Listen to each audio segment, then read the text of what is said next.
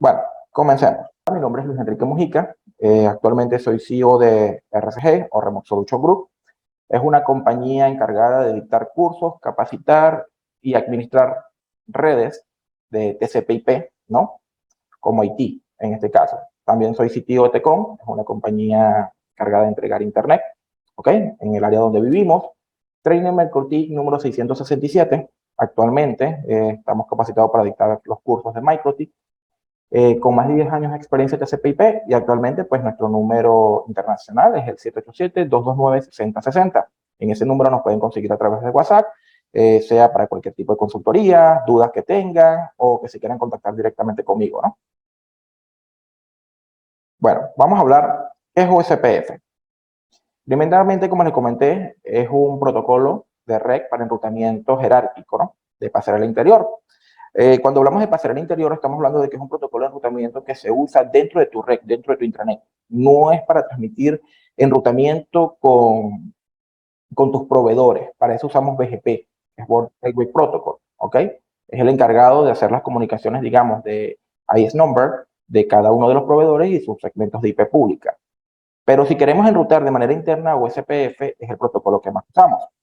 La métrica usada por OSPF se denomina costo y esta métrica nos va a ayudar a determinar por dónde queremos pasar el tráfico, por dónde queremos que suba el tráfico, por dónde queremos que baje el tráfico, en este caso, ¿no?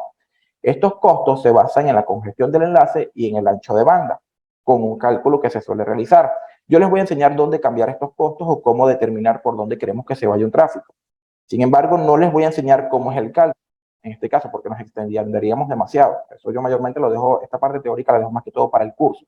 ¿Ok? Como tal, OSPF construye una base de datos llamada Link State Database o LSDB. Este Link State Database es la base, como tal, la base de datos del link de estado, donde son iguales en todos los routers. ¿Ok? Es la manera en la que OSPF se crea dentro de él como como una estructura. O sea, él se inmediatamente cuando todo se pasa a las LSA, ellos mismos se crean como una topología dentro de ellos mismos y saben dónde está cada uno de estos routers. Y esto se denomina debido a que cada router tiene lo que es un router ID como tal, que es una identificación. Les voy a indicar dónde se configura y este router ID no se debe o no puede, mejor dicho, duplicarse en toda la red. Porque si se duplica va a haber un problema de OSPF porque OSPF va a entender que ese router está en dos partes diferentes, lo cual no es así. ¿Ok? OSPF también puede operar con seguridad MD5 para la autenticación de sus links. ¿Ok? Esto es para él poder, antes de transmitir los LSU o las LSA hacia otro router, él asegurarse que el router con el que se está comunicando como tal es un router de tu propia red y no sea un hacker o algo que tiene un router en el medio y está recibiendo o recibió los links. O sea, vamos a suponer, te atacó y logró detectar los links que están pasando a través de tu red y automáticamente los puedes encriptar y verlos. Para eso usamos MD5 para la autenticación. ¿Ok? Es un método de seguridad. Como tal, OSPF es el sucesor natural de RIP. En este caso, se puede decir de RIP versión 2. Y en este caso, acepta BLSM desde sus inicios, lo cual nos facilita mucho al momento de crear un enrutamiento dinámico. Algo que debemos entender de OSPF es que OSPF usa dos valores que son DR y BDR. ¿Alguien sabe lo que significa DR y BDR? Router designado, me dicen por acá. Es correcto. Y BDR, Backup Router Designado. ¿Ok? Efectivamente, el DR es el router designado y el BDR es el backup router designado. Vamos a ver una teoría muy corta, muchachos, porque realmente no me voy a enfocar tanto en teoría, vamos a enfocarnos en la práctica. ¿Ok? Pero quiero que entiendan ciertas funciones o ciertas cosas de OSPF antes de configurar. En OSPF, en MikroTik, nosotros podemos configurar varias formas de transmisión de las LCA. Podemos usar modo difusión, que es broadcast. Podemos usar NVMe, podemos usar point to point o point to multipoint. ¿Ok? Punto a punto o modo punto multipunto. En este caso. El modo más común usado dentro de OSPF es el modo broadcast. ¿Ok?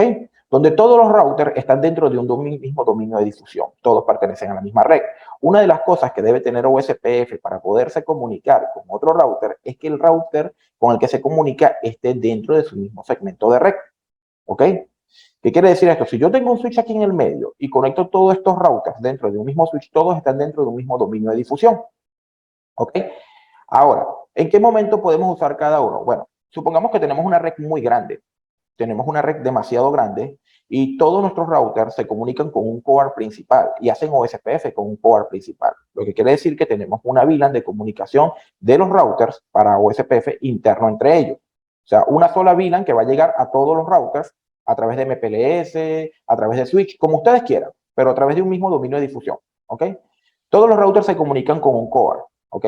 Si no existiese DR y BDR, todos los routers tuvieran que hacer un link state con cada uno de los demás routers. Ejemplo, que es el ejemplo que tenemos del lado izquierdo. Que ustedes pueden ver, router 1 tiene que tener una comunicación con R8, con R7, R6, R5, R4, R3, R2 y R2 igualmente con R8, R1 y sucesivamente. Ustedes se imaginan si por lo menos R8 tiene una comunicación o una nueva red que transmitir a los demás routers. Vamos a suponer que conectamos una nueva red, se conectó una nueva se levantó la interfaz, automáticamente él reconoció ya una DAC y él dice, bueno, la voy a transmitir a través de USPF. Si no existiera DR y BDR, él tuviese que enviar una LSU, que es una actualización, un Link State Update, a todos los routers para que todos los routers le respondan a él diciéndole que ya la recibieron. ¿Saben cuántos paquetes o cuántos broadcasts tuviesen que enviarse entre todos ellos?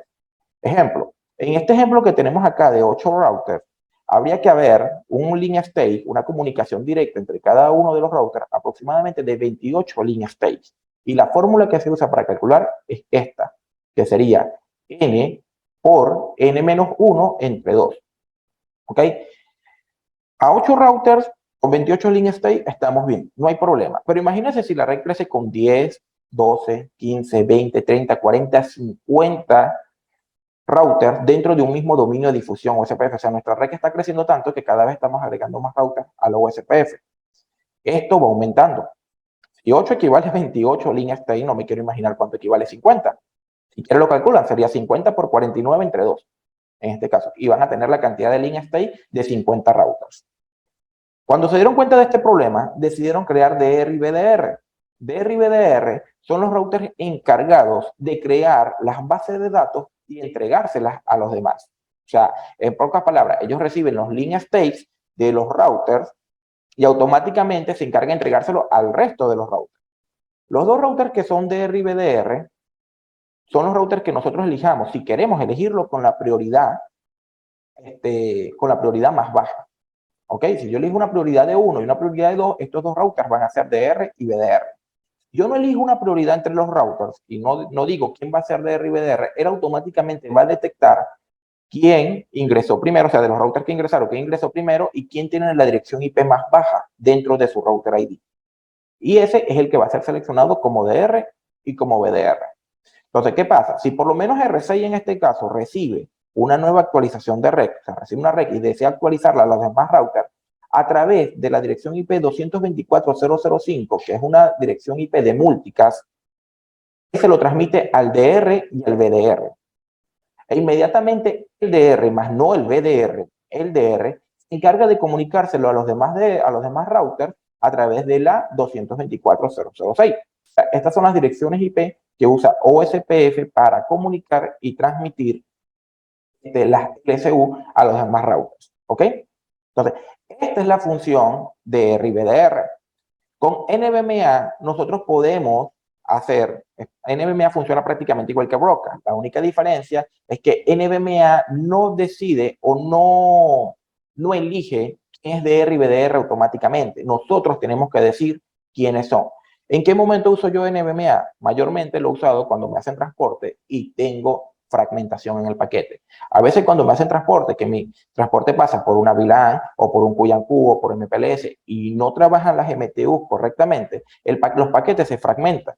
Y al hacer una fragmentación de paquetes, inmediatamente, a veces los OSPFs no me levantan de un lado, pero de otro lado no. Entonces, en estos casos me ha tocado usar NVMe y automáticamente levanta. O a veces he usado también point to point, dependiendo del tipo de topología de red que tenga, ¿no? En este caso. Bueno, ahora, comprenden lo que es DR y comprenden lo que es de BDR. Una de las características principales que tiene USPF es que USPF permite dividir en segmentos más cortos nuestras áreas, o lo que se conoce como OSPF multiárea. Si nos da tiempo, vamos a tratar de ver hoy OSPF multiárea.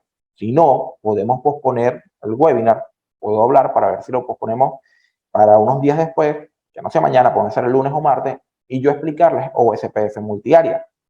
Pero por el momento nos vamos a encargar de comprender todas las funciones de OSPF dentro de MikroTik y mediante OSPF área única. ¿Ok? ¿Qué función cumple OSPF multiárea? OSPF multiárea nos permite disminuir, nuestra red de OSPF en parámetros más pequeños. ¿Para qué nos sirve? Uno, un router no tiene por qué recibir todas las LCU de la red en general. Un router no tiene por qué calcular el camino más corto a toda la red en general. En este caso, ejemplo, si yo trabajase OSPF área única en todos estos routers, este router lanza una LCU, todos los routers la deben recibir. Como en este caso yo estoy trabajando OSPF multiárea, si este router por lo menos se desconecta, inmediatamente este router tiene que enviar una LCU indicando que ya no tiene comunicación con el router o el nodo número 12. ¿Ok? Por lo tanto, al enviar una LCU para decir ya no tengo comunicación, esa LCU muere aquí. Llega hasta el Core 30. El Core 30 no distribuye esa LCU para acá porque eso es perteneciente a esta área nada más. La única manera de que el Core 20 y Core 10 reciban una LCU de esta área es que se caiga el Core 30. O sea, eso es una de las cosas que nos permite OSPF multiárea. Ahora, si por algún motivo el Core 30 se cae, ahí sí el Core 20 y Core 10 se encargan de informarle a los demás que no pueden alcanzar ninguna de las redes de este lado. ¿Ok? Mientras no se caiga el Core 30, todos ellos van a seguir pensando que el nodo 12 se encuentra operativo. ¿Ok? Para esto, OSPF multiárea nos permite hacer lo que se conoce como sumarización. Entonces, para nosotros poder transmitir o usar OSPF multiárea de manera correcta, el deber ser es que usemos VLCN de la manera correcta, para tratar de que las redes que distribuye el core sean la menor cantidad de redes posible. Una de las cosas que tiene USPF multiárea es que todas se deben conectar al área 0. Área 0 es el única área que permite la comunicación entre todos los cores. En caso de que una área, como tenemos acá, el área 40, no pueda comunicarse con el área 0, porque supongamos tenemos una red tan grande que decidimos cambiar la USPF multiárea.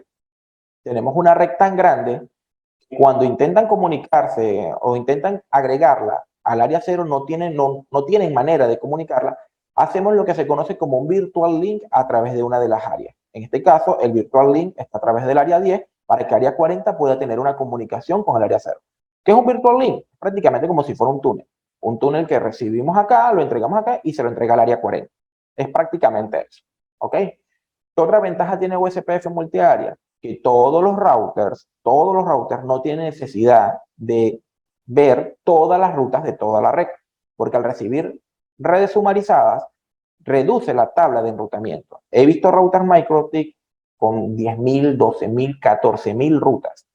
Entonces, aproximadamente cuando se desconecta un cliente, un PPPoE o se desconecta un valor en específico, ese router debe enviar una LSU. Porque en el caso de los que usan PPPoE, un PPPoE es una comunicación point-to-point, /32.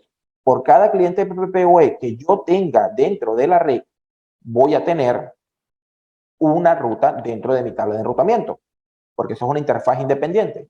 Entonces, si un cliente se me desconecta, inmediatamente el router debe enviar una LSU de que esa red ya no existe.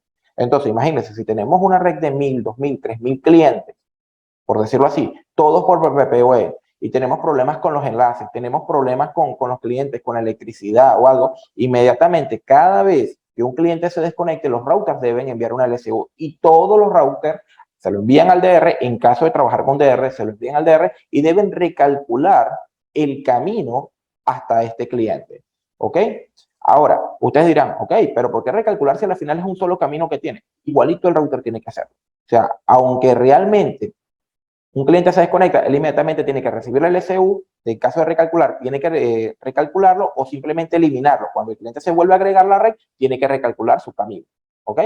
en este caso. Entonces, eso hace que nuestros routers trabajen de más. Entonces, es donde yo veo por lo menos, yo tengo un router, por lo menos en el caso de MikroTik. MikroTik me dice a mí que soporta X cantidad de clientes, o el router 4011 o el router 3011, soporta X cantidad de clientes, X cantidad de tráfico, y yo no le puedo sacar el mayor provecho.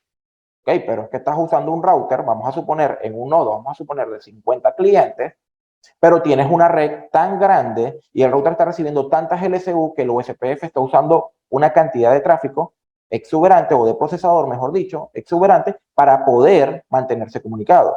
Es como te digo yo, es una red tan grande para el router que cuando tú abres la tabla de enrutamiento ni siquiera te carga, en este caso. Ahí es donde nosotros debemos saber si usamos USPF multiárea. Por lo menos, en el caso de este nodo, que es el nodo número 12, el nodo número 12 no tiene necesidad de recibir ninguna de las rutas, ni siquiera esto. Un nodo 12 con una ruta por defecto, apuntando hacia el nodo 11, basta. ¿Por qué? Porque este nodo, perdón, este no es el nodo 12, este es el nodo 32. El nodo 32, con simplemente enviar una ruta por defecto hacia el nodo 31, basta. ¿Por qué? Porque al final es el único camino que tiene. Entonces, a él no le importa si todas las redes para acá se caen. Él con la ruta por defecto manda todo para allá. Eso le ahorra procesamiento al router, y bastante. ¿Ok? Entonces, esa es una de las ventajas de OSPF multiárea. Bueno, esta es toda la teoría que vamos a ver. No me quiero enfocar mucho en teoría, porque el tiempo pasa y pasa y necesitamos avanzar. ¿Ok? Ahora, la topología que vamos a ver es esta topología. Algunos de ustedes ya la han visto, porque incluso esta es una topología de las que dictamos en los cursos como tal. Y los que han visto curso conmigo, yo creo que, no sé si habrá alguien por ahí, si hay alguien, por favor, confirme que haya visto curso conmigo, el curso de MTCRE de MikroTik. La persona que ve curso conmigo en esta topología no solo sabe muy bien en MTCRE que no solamente va a aprender a enrutar, si no sabe comando, tiene que aprender comando. Yo uso una técnica cuando doy cursos de MikroTik, y es lo siguiente: las personas reciben un documento, vamos a ver si lo consigo por acá para mostrárselo, un segundo, documentos, cursos, MTCRE, laboratorio, módulo 2, OSPF área única, y aquí está el libro. La persona recibe un documento algo parecido, ya va, disculpe.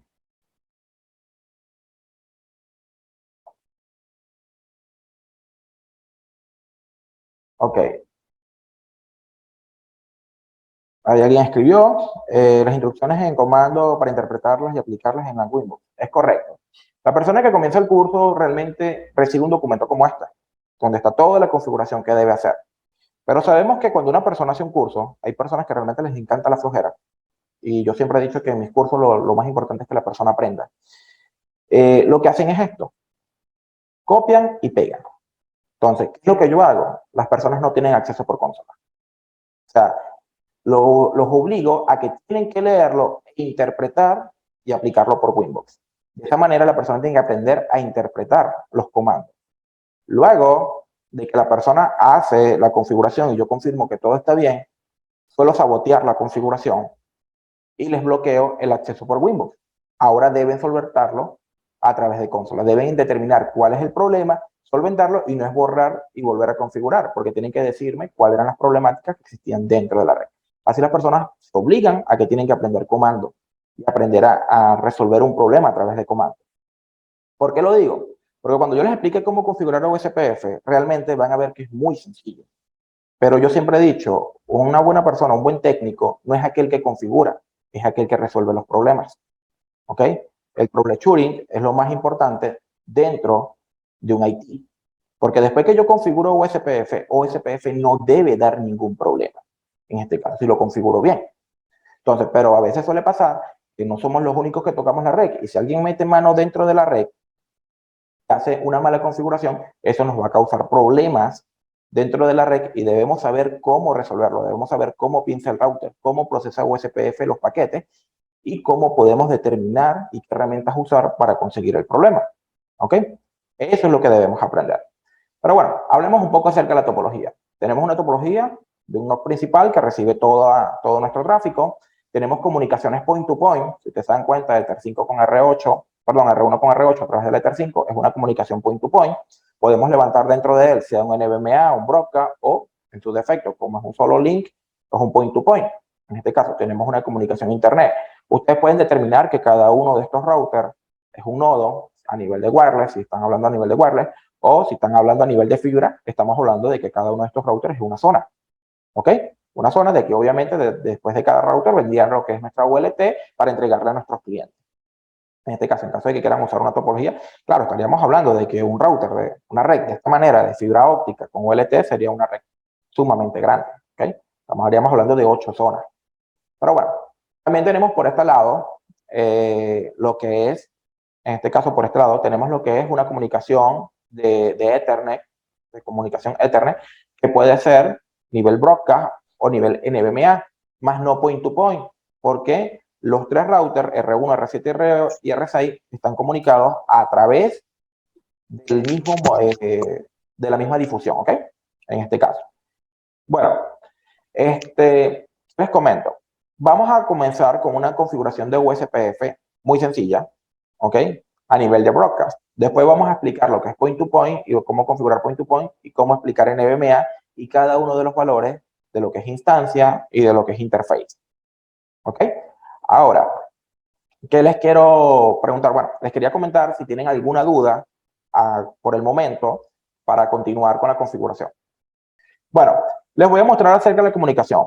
Primeramente, cada router tiene una configuración por defecto ya realizada que no vamos a hacer, ¿ok? La comunicación de un /30 entre R1 y R8, entre R1 y R3, R1 y R2, y una comunicación de /24 entre R1, R7 y R6, y sucesivamente igual R6 con R2, R2 con R4. Cada router tiene una loopback, ¿ok? Yo suelo identificar cada uno de mis routers con una loopback y un patrón. De esa manera estoy seguro de que no voy a duplicar un router ID porque cada router representa una zona. ¿Ok? Además de eso, en el caso de R8, R3, R5 de esta zona, tienen a través de la Ether 5 un DHCP repartiendo hacia los clientes, que se puede representar como los clientes, sean clientes de fibra, sean clientes wireless, como ustedes lo quieran representar, es lo mismo, en realidad. ¿Ok? Es simplemente un dispositivo final que recibe IP del router de la zona. ¿Ok? Entonces, bueno, vamos a ingresar a uno de estos routers. Estos routers todos, este segmento tiene una IP pública, normalmente con internet, que la tenemos acá. Ok, bueno, ya tenemos acá. Vamos a ver qué redirección IP recibió R1. La dirección IP puede cambiar, aunque el deber ser es que haya recibido la misma.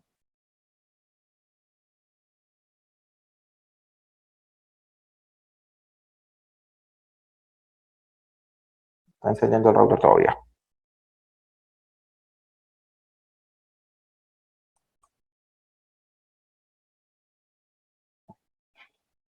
¿Sí?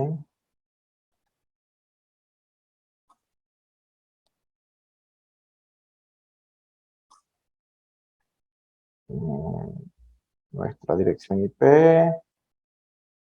No veo que está recibiendo la dirección IP pública. Bueno, vamos a verificar. Se supone que debo tener un IP de HCP client por el puerto 1. Ajá, ahí la recibió, no sé por qué. No la veo aquí en la tabla de IP address. Aquí la estoy viendo, la estaba recibiendo. O sea, esta es mi dirección IP pública. Ok, todos los routers ya tienen Romón, lo que quiere decir que yo puedo accesar a cada uno de ellos. Ok, en este caso a nivel de capa 2. Vamos a ingresar por lo menos hacia R2.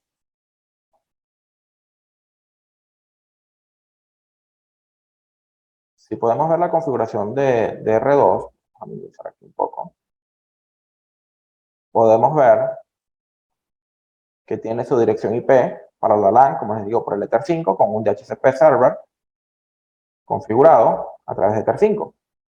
También tiene la comunicación con R6, de que es un /30. Tiene la comunicación con R2, perdón, con R4, que está acá abajo. Y tiene la comunicación, en este caso, hacia R1, que es esta que está acá. ¿Ok? De igual manera, tiene su loopback, que es 10.2.255.255. ¿Ok? Todos los routers tienen la misma configuración. Vamos a ver si hay alguna configuración extra que no me acuerde. Hacemos una exportación. Y efectivamente tenemos un pool, tenemos un DHCP server, tenemos la instancia ya configurada. del OSPF, como lo pueden ver. Tenemos un grupo, que esto es para lo que le digo que solamente les permito Telnet, darse cuenta que aquí no tienen acceso por consola, solo por Windows. Las direcciones IP, un DHCP client configurado a través del Ether 1 y Ether 2, que no son necesarios, el DHCP Server Network y el routing OSPF Network de cada uno de los routers. O sea, prácticamente estos routers ya deberían estar haciendo OSPF. ¿Lo ven? Ahora, se supone que esto no debería tener la configuración completa. Al parecer le cargué la configuración ya lista, en vez de cargarle la configuración por defecto. Pero bueno, vamos a configurar R2 en este caso, que ya lo está. Ok, lo primero que ustedes deben saber al configurar un routing OSPF, ¿qué es lo mínimo que ustedes necesitan para que OSPF levante? A ver. Una instancia. No, es incorrecto. ¿Cuál es la mínima configuración que ustedes necesitan? Network. El network, es correcto. La mínima configuración que ustedes necesitan para que OSPF levante es decirle por cuáles segmentos de red o por cuáles redes él va a transmitir las LSA. ¿Ok? No es una instancia, porque si tú no configuras una instancia, él lo que va a hacer es que va a agarrar una de las direcciones IP que ya tiene configurada en el IP address. Se supone que una dirección IP dentro de una red no se puede duplicar. Entonces, si tú no tienes una IP duplicada, no puedes tener un router ID duplicado. Por eso, si no configuras una instancia, OSPF se va a agarrar una de la IP address. ¿Okay? Sin embargo, a mí me gusta configurar la LUCBA siempre, porque yo siempre uso un segmento de LUCBA que representa la zona. ¿Ok? Lo mínimo que ustedes necesitan es un network. Decirle exactamente por dónde él va a transmitir sus LSA. ¿Ok? Por lo menos en el caso de la comunicación entre router 2 y router 1 es esta dirección IP, 10.254.255.10 tiene router 2 y router 1 tiene 10.254.255.9 en este caso. ¿Ok? Y nuestra red es 10.254.255.8. Entonces, ¿cuál es la mínima configuración que necesita OSPF? Esto, 10.254.255.8/30. Si yo quiero hacer OSPF con R1, indicarle el área. En este caso estamos hablando de área única, por lo tanto, todo va a estar en el área backbone. ¿Ok? Cuando hablamos de OSPF área única, hablamos de OSPF área backbone. ¿Y quién me puede decir cuál es el área ID de backbone? La 0. Es correcto. Me está indicando 0.0.0. Es correcto. Ese es el área ID del área backbone por defecto. E incluso no la puedo cambiar. ¿Ok? Porque eso representa backbone. Entonces, lo mínimo que yo necesito en el router, como le digo, es el network. Ya con eso basta. Ahora, yo configuro el network en R1 y R2, vamos a suponer que sean esos dos nada más, no quiere decir que se van a transmitir sus rutas. Están listos para escuchar, pero ellos no van a transmitir. O sea, van a transmitir el SA respondiendo como que ya recibí la ruta y eso, pero no van a difundir rutas o redes dentro del OSPF porque yo todavía no le he indicado que lo hagan. ¿Ok? He visto como muchas personas configuran las redes aquí por las cuales quieren transmitir. Ejemplo, si quieren venir y configurar por lo menos, vamos a poner, yo quiero difundir la 10.201 o la 10.200/24, perdón, que es mi red local. Digo, bueno, yo quiero transmitirla. Vienen acá y agregan la 10.200/24 al área backbone.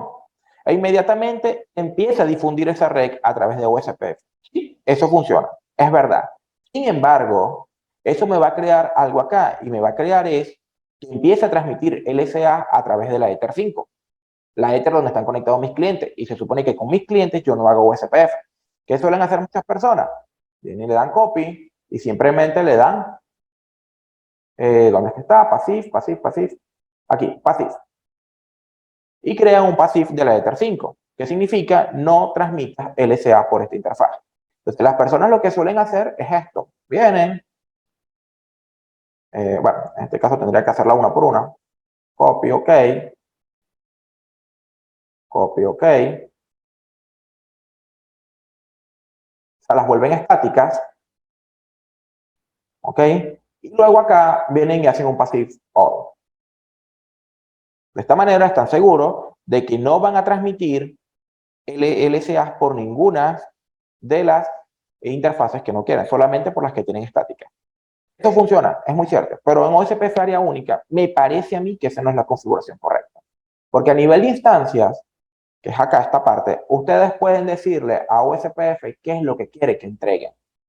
Yo le puedo decir, redistribuye ruta por defecto.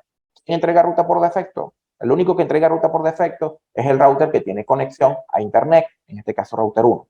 ¿Ok? También podemos indicar entregar rutas conectadas. ¿Ok?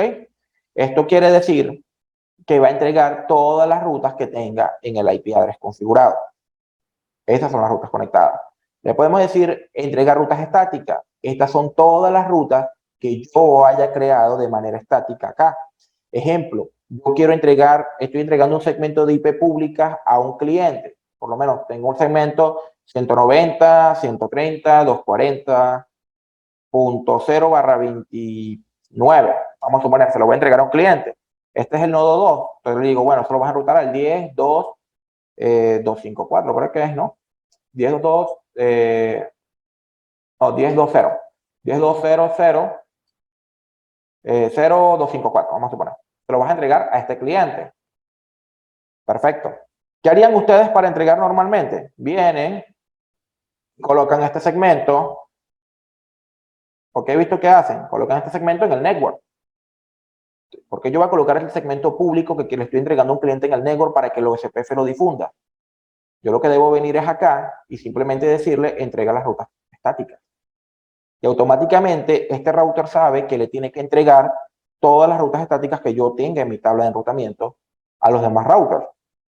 También tenemos entrega, redistribuye rutas RIC, que es otro protocolo de enrutamiento, redistribuye rutas BGP y redistribuye otras rutas OSPF. Este redistribuye otras rutas OSPF no quiere decir que router 2, si recibe una ruta de router 1, se la va a distribuir a router 4. No, significa que va a redistribuir otras rutas OSPF de otras áreas. ¿Ok?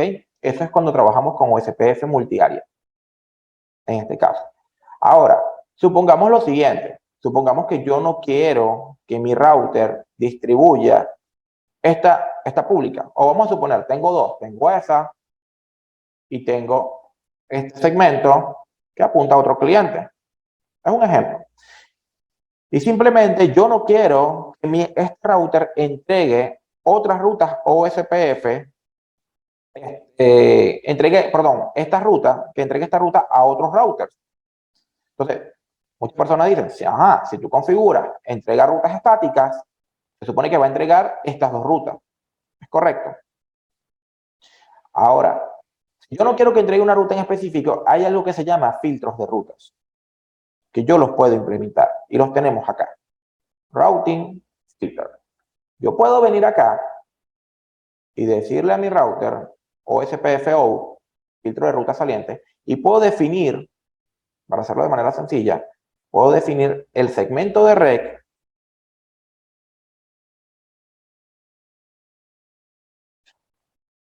pero no es necesario. Action, discard. Y automáticamente lo que estoy diciendo es que no distribuya este segmento. Si entramos a router 1, se cuenta este router 1, vamos a ver si lo recibe. ¿Ven? No lo está recibiendo. Si yo elimino esto de acá o lo apago, lo comienza a recibir. Esa es la manera en la que yo debo filtrar qué quiero que reparta mi router o qué quiero que reciba. ¿Ok? Entonces, para mi punto de vista, o sea, es cuestión de gustos y colores.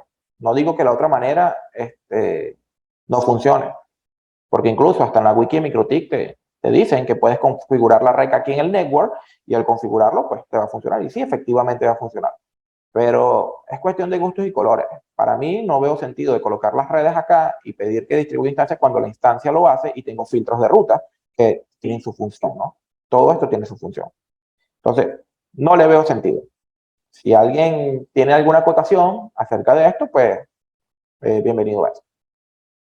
Ahora, por otro lado, tenemos estas pestañas que tenemos acá, ¿ok? En este caso. Actualmente hemos hablado nada más de la instancia y del network por encima. Vamos a hablar acerca de las áreas Aquí es donde creamos las áreas en las cuales queremos que trabaje nuestro router, ¿ok? Con el área ID. No lo vamos a tocar todavía, no nos vamos a meter con multiárea. Aquí trabajamos lo que es área range, ¿ok? Es cuando hacemos sumarización, cuando queremos que entregue el rango del área, o sea, la sumarización de las redes que queremos que reparta. Tenemos la parte de Virtual Link, que ya les explicaba en OSPF multiárea, tampoco lo vamos a tocar, esto es cuando toquemos multiárea. Tenemos una parte muy importante que son los neighbors, ¿ok? Los neighbors son los vecinos. Acá es donde tenemos y vemos con qué router nosotros estamos haciendo transmisión de LSA de manera directa, ¿ok? Y por qué IP nos estamos comunicando con ellos y por qué interfaz, ¿ok? Ejemplo, si ustedes quieren saber si un OSPF les está levantando o no, lo primero que deben venir es a la parte de neighbors, ¿ok?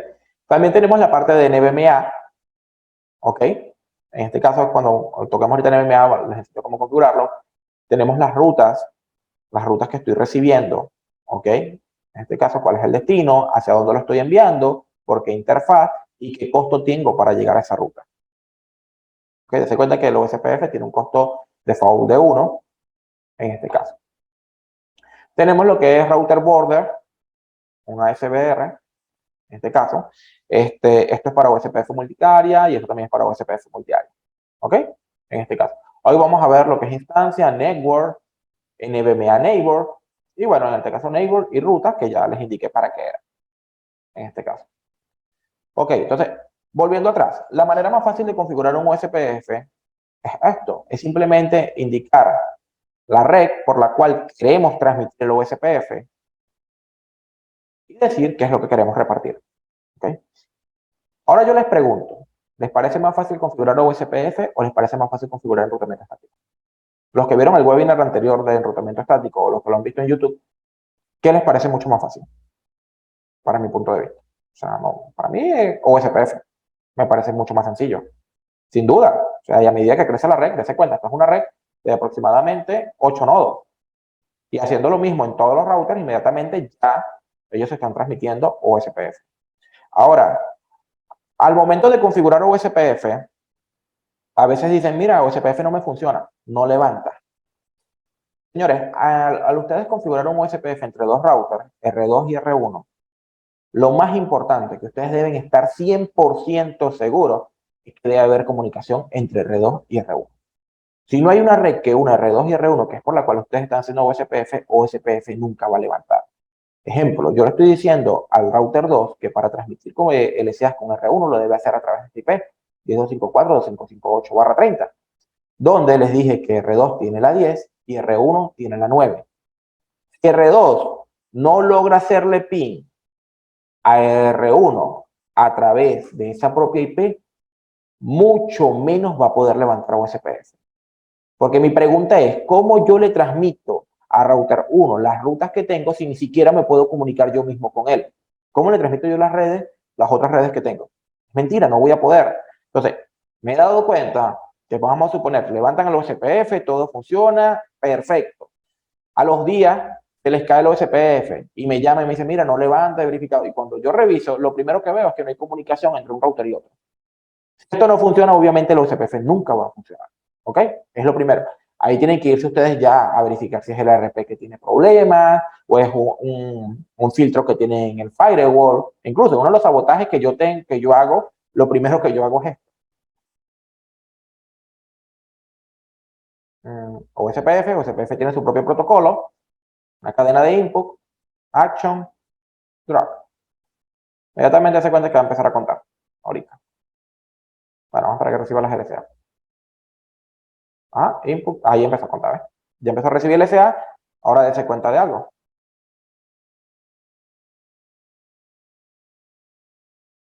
Vamos a ver acá. Actualmente, él dice que tiene comunicación con los neighbors acá, ¿ves? Está recibiendo, pero vámonos entonces a router 1 un momento.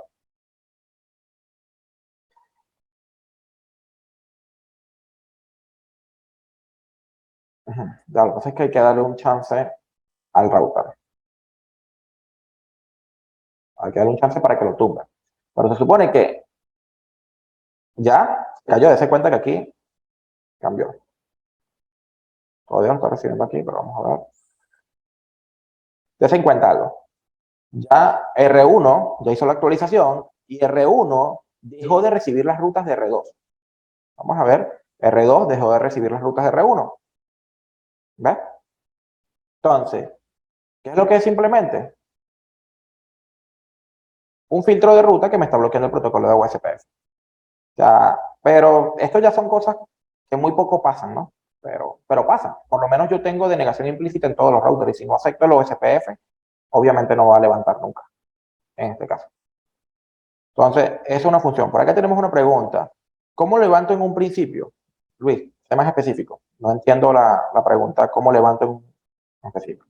Ya se encuentra que ya está levantando. Ahora, ustedes se dieron cuenta que tardó un tiempo en levantar ¿cómo es? El OSPF y en tumbar el OSPF. Eso es por lo siguiente, que es algo que deben entender.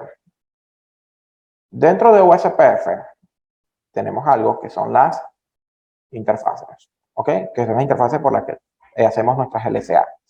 Ahora, nos vamos a concentrar en estos 4 valores que tenemos acá, que son restrain intervalo, intervalo de retransmisión, delay de transmisión, hello interval y intervalo de ACK, ¿ok? Ahora, ¿qué es esto? En sí, son los, digamos, los tiempos en los que este router va a enviar sus LSA dependiendo del tipo de LSA.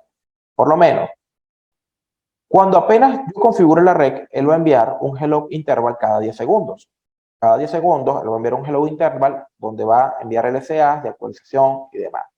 En caso de que no responda, él va a retransmitir cada 5 segundos. Va a cortar ese tiempo y va a decir, mira, vamos a enviarlo cada 5 segundos para ver si responde más rápido. A los 40 segundos no he obtenido una respuesta, él hace un DEAC. Dice, tumba eso, infórmale a todos los demás que este link ya no está funcionando. O sea, ya esta comunicación entre router 2 y router 1 no existe. Entonces, R4, si quiere llegar a R1, que tome el camino más largo, R5, R3 o R5, R8 y sucesivamente.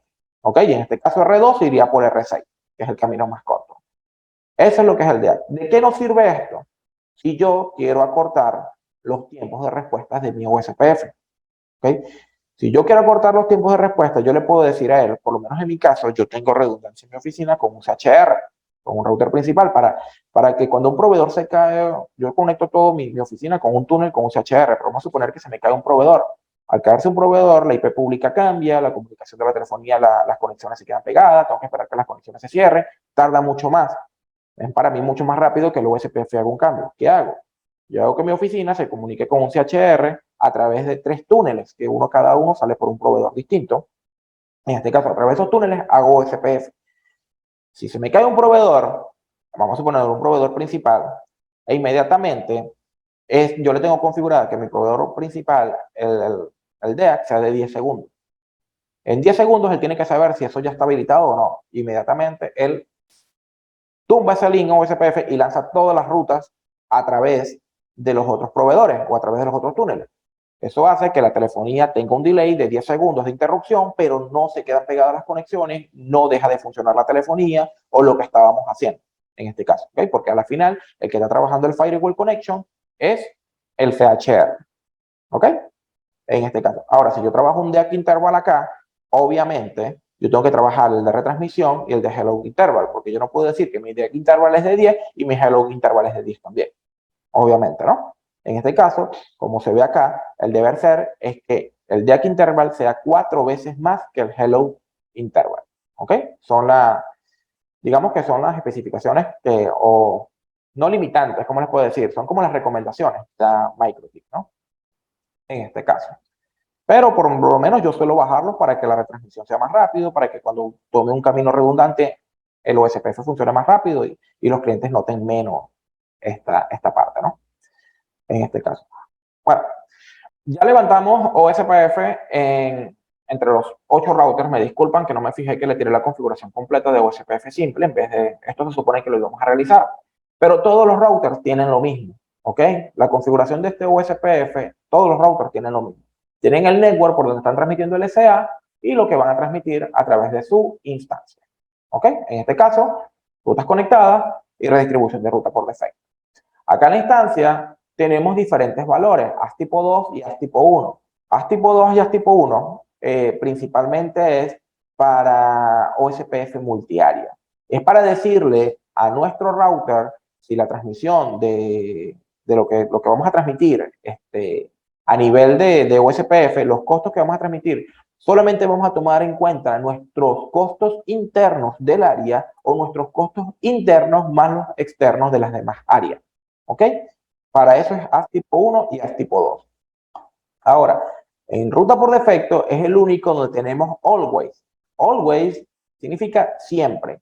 Siempre distribuye la ruta por defecto dependiendo de lo que elija acá, el costo, ¿no? Y sin installer es depende. Si hay una ruta ya configurada dentro del router que recibe. Vamos a suponer, esto lo suelo hacer yo cuando tengo redundancia. Ejemplo, que este router o este router 8 por lo menos también tiene una comunicación a internet y también distribuye ruta por defecto. No puedo decirle el always y always. Bueno, sí puedo en realidad, pero si lo digo always y always, realmente ambos van a recibir, por lo menos en el caso de, ¿qué te digo yo? En el caso de R4 va a recibir un equal multicost, donde va a lanzar ruta por defecto para acá y ruta por defecto para acá. ¿Por qué? Porque va a recibir el mismo costo de este lado y el mismo costo de este lado. ¿Ok? Entonces, si yo le digo por lo menos always a R1 y le digo si installe a R8, R4 recibe la de R1. También, eso puedo jugar con los costos. Yo puedo definir dentro de la instancia cuánto es el costo de cada una de las rutas por defecto. O sea, cuál es el costo con el que parte. ¿Ok? Eso lo vamos a ver ahorita, en este caso. Bueno, ¿cómo paso a point to point? Si yo quiero pasar, en el caso de R1, a ver, abrí la consola. En el caso de R1 que lo tengo acá, si yo quiero pasar R1, que está acá, a modo point to point con respecto a R2, lo primero que yo debo hacer es venirme acá, copiar e indicarle que R1 va a trabajar en modo point to point con respecto a la Ether 3. ¿Ok? Cuando hablamos de la autenticación MD5 en las diapositivas, nos referimos a esto. Yo puedo colocar un modo de autenticación simple, que usted sabe muy bien que simple no es encriptado, no tiene ningún sentido, y MD5, donde yo voy a definir una palabra clave, por lo menos RSG. ¿Ok? Algo que deben tomar también en cuenta, que para que un router pueda hacer actualizaciones de link con otro, puede hacer lo que se conoce como adyacencia entre R1 y R3. 1, deben tener el mismo modo de autenticación. 2, deben tener la misma palabra de autenticación. 3, deben tener una IP dentro del mismo segmento de REC, en este caso el /30 que tenemos entre ambos. 4, deben trabajar el mismo tipo de network, si es NVMe es NVMe, si es broca es broca, si es point to point, si es point to point multipoint, ¿ok? Y por último, los valores de hello interval, take interval, retransmisión y delay de transmisión deben ser el mismo. Si uno de estos valores cambia, inmediatamente ellos no se van a saber comunicar y no van a hacer adyacencia entre ellos. ¿Ok? Entonces, por el momento no vamos a tocar esto, lo vamos a dejar quieto, vamos a configurar el modo de autenticación y vamos a configurar una palabra clave de autenticación con modo point to point. Si venimos acá, tenemos a R2, ¿dónde? Aquí. Tenemos a R2 acá. Dese cuenta que R2 se comunica con R3, perdón, con R1 a través del Ether 1. R2, en este caso, es el router designado. ¿Ok? Y R1, en este caso, es el backup. ¿Ok? Todo router que no sea DR o BDR pasa a ser DR other. ¿Ok? Indicando que otro es el DR. Bueno, volvemos acá. Disculpen. Se cuenta que cuando cambio modo point to point, ahorita la comunicación entre R2 y R3, perdón, entre R2 y R1 debería caerse. Ya por lo menos él ya sabe. ¿Ves? Él ya sabe que no hay comunicación y automáticamente deja de funcionar. Para que vuelva a haber comunicación entre ambos, él tiene que esperar su DAC interno, ¿no? para tumbarlo. Para que haya comunicación entre ambos, y no vamos a esperar 40 segundos, para que haya comunicación entre ambos, debemos configurar lo mismo. RSG, point to point. Ya levantó. ¿Le hace cuenta? ¿Ok? Entonces, ¿qué es lo que quiero que vean con esto? Que si uno de estos parámetros no está configurado de igual manera, no va a haber adyacencia entre ellos. ¿Ok? Esa es una de las cosas que deben tomar en cuenta. Entonces, de ese modo, si yo quiero pasar a point-to-point todos, tengo que hacer lo mismo con todos los routers. En este caso, tendría que entrar a R2 y hacerlo con R4, y R4 con R2, R4 con R5, R5 con R3. El deber ser es que todas estas zonas sean modo point-to-point, porque todos son barra 30, punto a punto. ¿Ok? En este caso, todos deberían ser point-to-point. Ahora, si estamos hablando de esta zona, supongamos que esto es un switch acá, supongamos que están dentro del mismo modo de difusión. Pero ustedes se están imaginando o están viendo acá un router tres routers que se comunican con un switch. Ambos tienen la misma dirección IP. Si no me equivoco, es la 10254. Es la 10254. No, este es R2. R2 no es, R2, R1, perdón. La dirección IP es 10254.254.0/24, donde tiene la donde él tiene la 10254.254.1/24, 10254.254.2/24 y 10254.254.3/24. Todos están dentro de un mismo modo de difusión, ¿ok? Dominio de difusión, perdón. Ahora, ustedes están viendo acá es un switch, nada más. Pero olvídense de ese switch. Pueden imagínense una red mucho más grande, como la que les mostré del OSPF multiárea, pero muchísimo más grande todavía. Déjenme volver acá y mostrárselas. ¿Okay? Algo como esto, que están viendo 4 routers comunicados por un switch, es la misma topología. Pero imagínense algo, eso no es un switch, eso es una red de MPLS, donde todos comunican sus VLANs directamente al Edge, todos tienen OSPF con el Edge, ¿ok? O sea, esto es una red de MPLS entre ellos. O sea, simplemente que yo no estoy tocando MPLS acá, estoy simplemente hablando de USPF, ¿ok? Y USPF se comunica a nivel de capa 3. O sea, imagínense que eso es una red de MPLS entre ellos, hay sopo 200 switches, sopo 200 switches haciendo MPLS, o sea, lo que ustedes se quieren imaginar aquí, ¿ok? Y todos se comunican. Entonces, realmente todos están dentro de un mismo dominio de difusión. Entonces, yo necesito elegir quién va a ser mi DR, quién va a ser mi BDR, en este caso, quién va a ser el siguiente. En caso de que el DR caiga, el BDR pasaría a ser DR y automáticamente se elegiría un nuevo BDR. ¿Ok? Yo tengo que elegir eso. Entonces, si yo no quiero que el router lo elija por sí solo a nivel de broadcast, yo debería trabajarlo. Bueno, en broadcast también puedo trabajarlo a nivel de prioridades. Con la prioridad yo puedo decidir quién es DR y quién es BDR. Pero yo mayormente lo suelo hacer de manera estática con NVMe. Me gusta hacerlo más de esa manera. Ahora, en este caso, yo tendría que ir a router 1 y decirle que él debe trabajar en modo NVMe. ¿Ok? Routing o SPF. ¿Por dónde se comunica con respecto a R6 y R7? A través de la interfaz 2. ¿Ok? Este es R1, a través de la interfaz 2 se comunica con mi red switchada, o sea, con este dominio de difusión. ¿Cómo hago? Copy.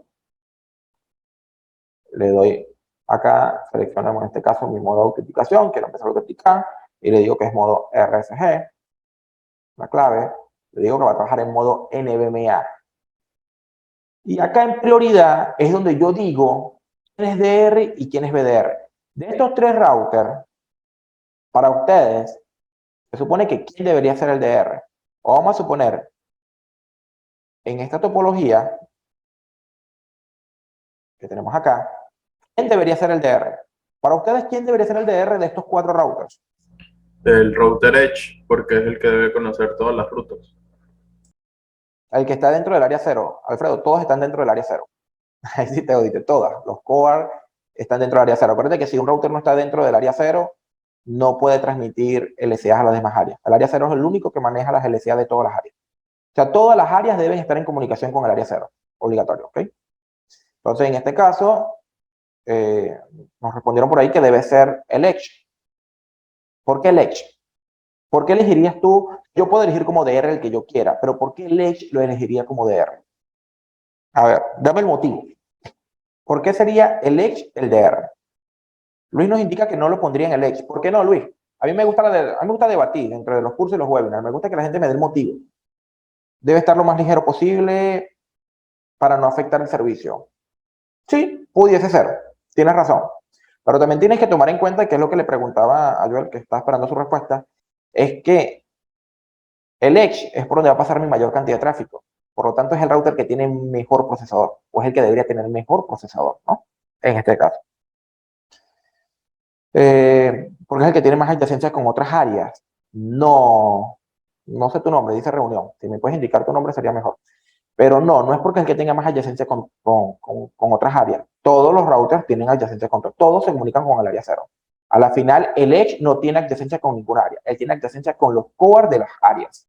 ¿Ok? Que es diferente. O sea, las áreas no tienen nada que ver en esto. ¿Por el que tiene salida de internet y debe entregar la ruta por defecto? No, Joel, tampoco. Estás bien pelado. Sobrecargarlo implicaría aumento del procesador y problemas.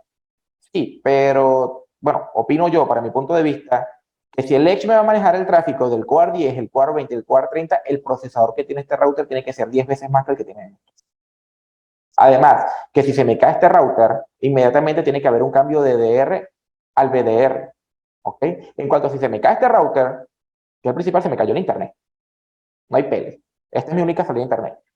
En este caso, en esta topología falta otro segmento. Se supone que yo no debo tener un solo Edge, debo tener dos. Si estamos hablando de una red sumamente grande de bastantes áreas, yo no debo tener un solo Edge, debo tener varios. Debo tener una comunicación redundante donde si un core se me cae, por lo menos por una fibra, puede levantar por otra inmediatamente. Eso es lo que se conoce como alta disponibilidad. O sea, debe haber redundancia. Una red lo suficientemente estable es una red que tiene redundancia por todos lados.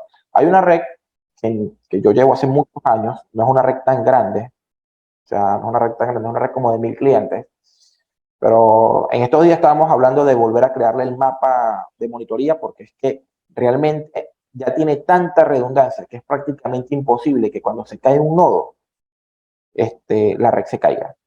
O sea, tiene aproximadamente 1, 2, 3, 4, 5 proveedores de Internet.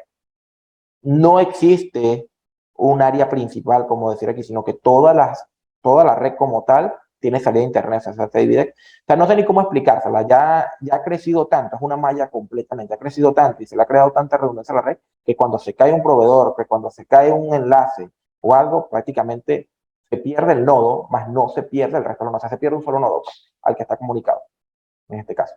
Eso es, y trabajar ahí los costos, verga, cuesta bastante. Eso es redundancia. Pero en este caso, yo por lo menos yo elegiría como DR mi Edge, porque sería mi router principal, es el que debería tener el mejor procesador. En el caso de Luis, tiene un punto muy válido. O sea, realmente cargar el Edge con más procesador implicaría más, o sea, con las rutas implicaría cargar más el procesador.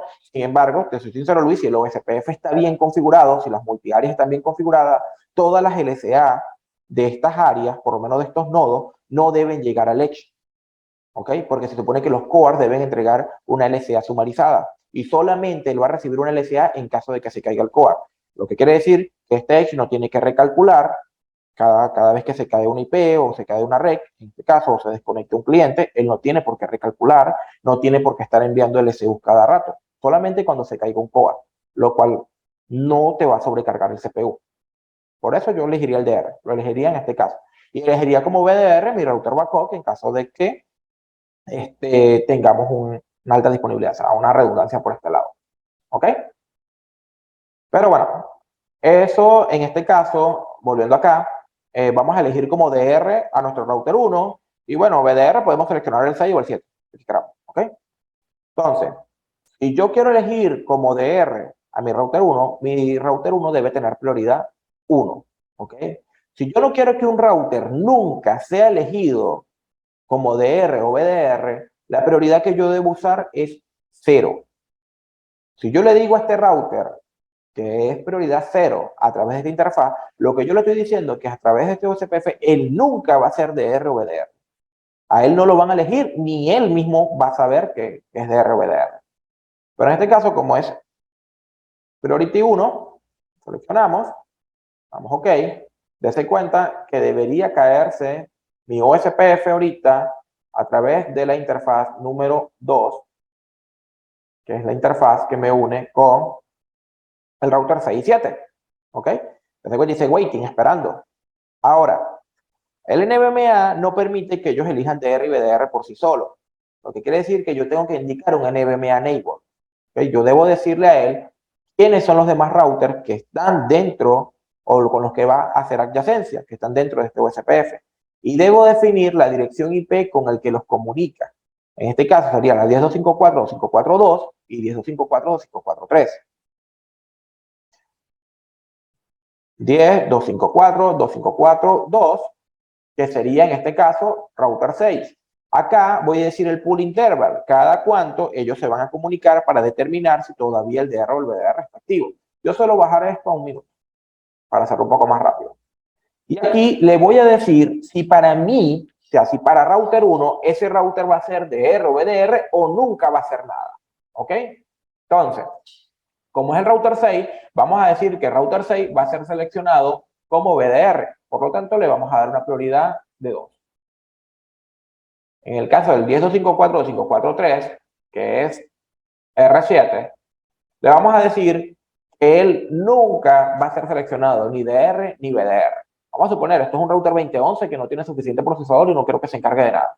¿Ok? Entonces, él nunca va a ser seleccionado DR y VDR. Si yo quiero que sea el tercero en la cola, suponiendo, puedo seleccionar un priority de 3, donde yo le puedo decir, si el DR cae, automáticamente router 6 pasa a ser DR y router 7 pasa a ser VDR. ¿Ok? Pero vamos a seleccionar 0. A mí, en lo particular, me gusta documentar todo, muchachos. Eso me facilita a la hora de hacer un troubleshooting. Es mucho más rápido. Recuerden que cuando trabajamos telecomunicaciones y hacemos troubleshooting, realmente no es el cliente, no es cuánto le cobres por hora, es en cuánto tiempo le resuelves. Para ellos pierden más dinero si la red está caída que lo que tú puedas tardar 5 o 6 horas por facturarle. Realmente. Mientras más rápido resolvamos, para el cliente mucho mejor. Entonces, DR, BDR, ni lo uno ni lo otro. En este caso, R7. No es ni DR ni BDR. Si queremos que levante, nos vamos a R6.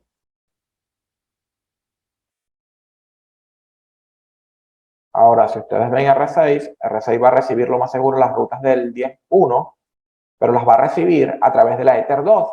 ¿Quién es la Ether 2? Él las está recibiendo a través de R2. O sea, él todavía sabe que R1 existe, pero es porque está recibiendo esas rutas a través de R2, está agarrando el camino más largo. ¿Ok?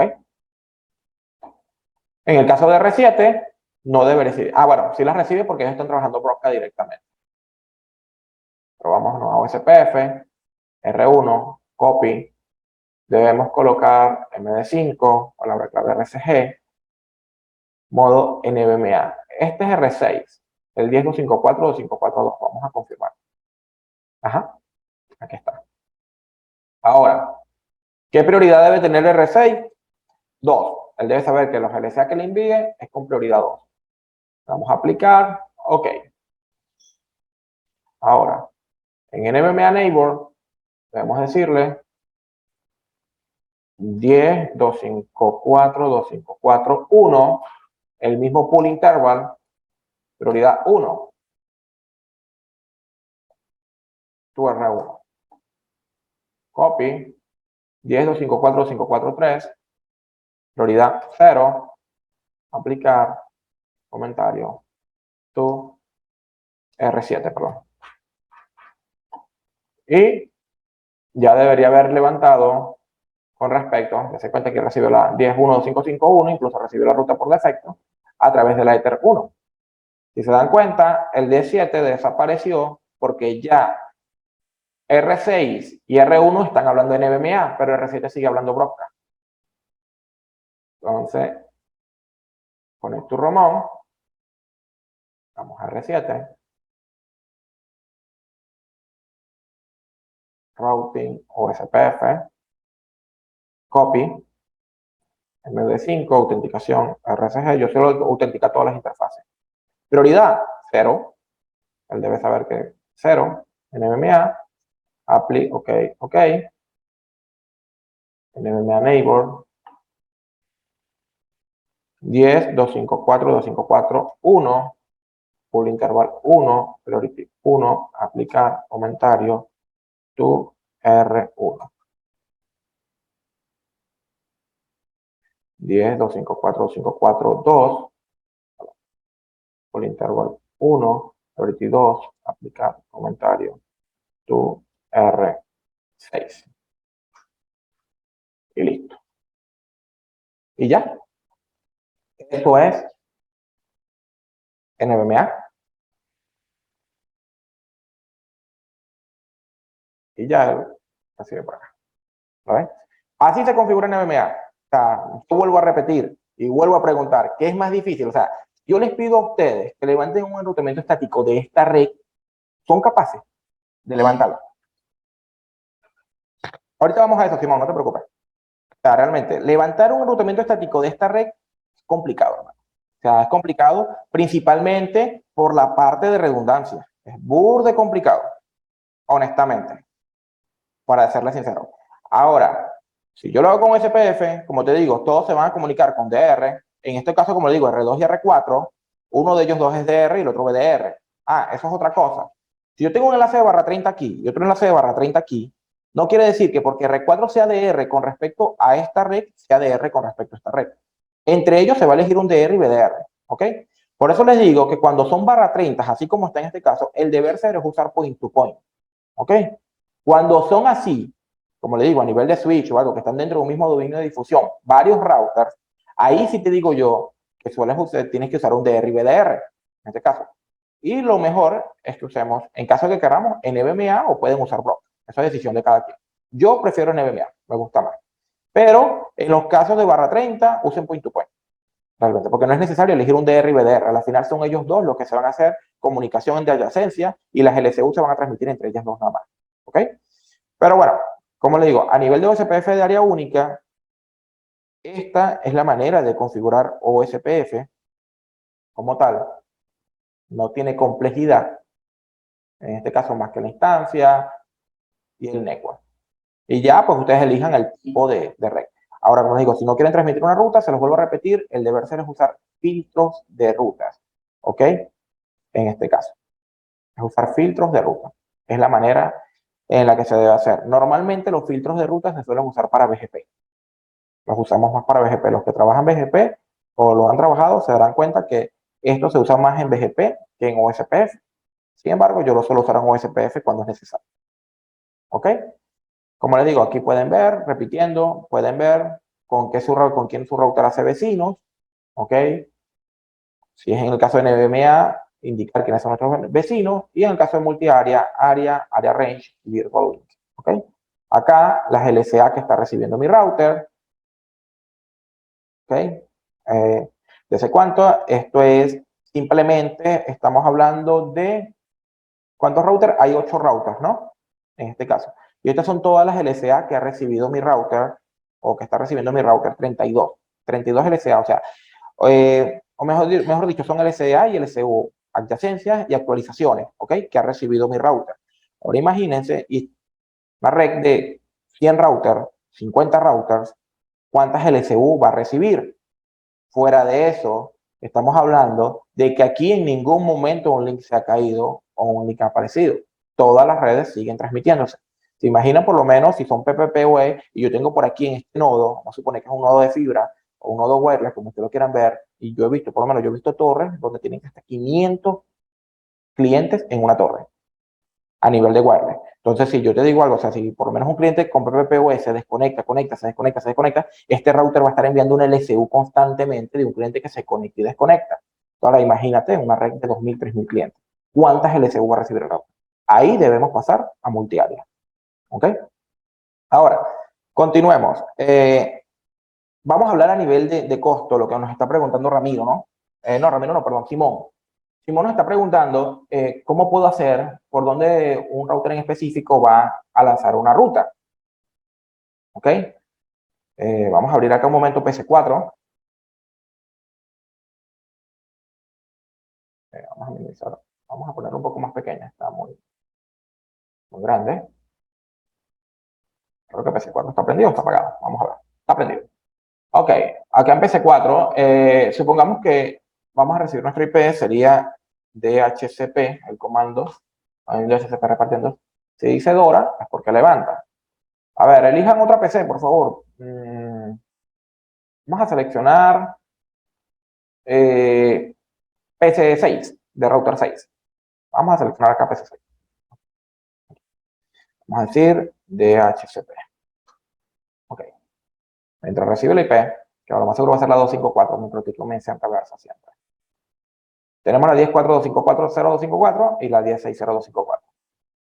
Ok, si yo hago un trace, creo que el comando es completo, trace route 8.8.8. Vamos a ver, no me acuerdo bien. No, no es. Entonces, trace RT. O trace nada más, si no me equivoco. Ajá. Si yo hago un trace hacia Internet, hacia Google, él me está diciendo que mis saltos son los siguientes. 10.401, que es mi gateway acá. Perdón, ya, también. 10.401, que es mi gateway acá. 10.254.255.13, que debería ser R2. 10.4.255.9, que es R1, o sea, está tomando este camino de aquí para acá. ¿Ok? De ahí para adelante no está saliendo internet. ¿Quién me puede decir por qué no sale internet? Vamos a ver, díganme por ahí. Si supongamos que ustedes tienen este caso así y un cliente le dice, no tengo internet. Lo primero que ustedes, cuando un cliente les diga, no tengo internet, ustedes le deben decir, haz una traza de ruta. Necesito saber dónde muere el paquete. Dónde muere el paquete, ahí está el problema. Y está muriendo en el 10.254.255.9, ese es R1. ¿Por qué no sale internet? Mientras que alguien me responde, continúo. ¿Ok? Bueno, en el caso... El NAT. Ruta por defecto. No, Luis, no es ruta por defecto. Él está, si no recibiera ruta por defecto, él ni siquiera muriera en este paquete.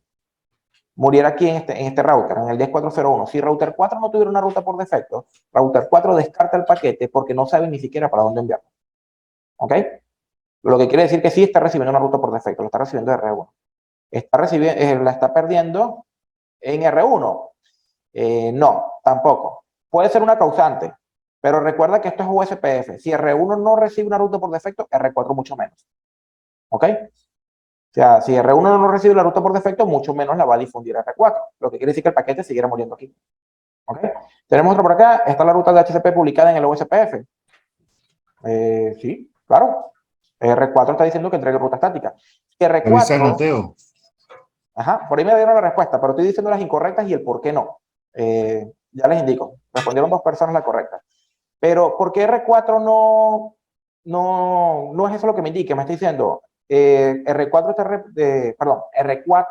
está publicando la ruta del DHCP al USPF. Sí, sí, porque R2 no conoce esta red, no conoce la red de PC4.